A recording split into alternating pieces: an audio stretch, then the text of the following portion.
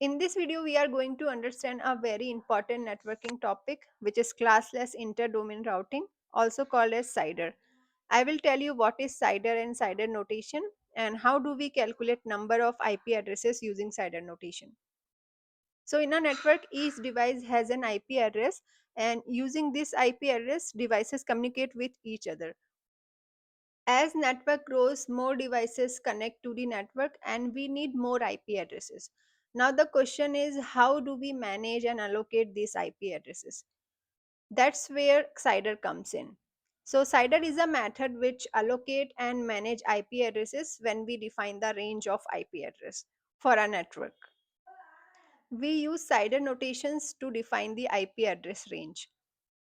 So this is one of the example of CIDR notation which gives 16 IP addresses, and the number after slash is called CIDR prefix. Now how do we calculate this number of IP addresses using this CIDR notation? So a IPv4 IP address has 32 bits. So where these 32 bits come from?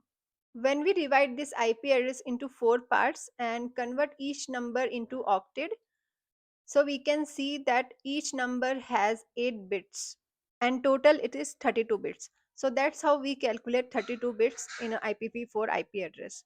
Now to calculate number of IP address of this CIDR notation, we just have to do some math.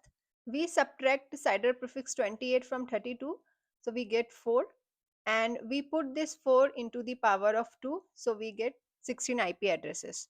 So in the same way we can calculate for other CIDR notations as well.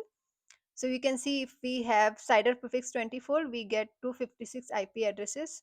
And for CIDR prefix 16, we get 65,536 IP addresses. So this is how we calculate number of IP addresses of a CIDR notation. So this is all for this video. If you understand the concept, please give me a thumbs up and I'll see you in the next video.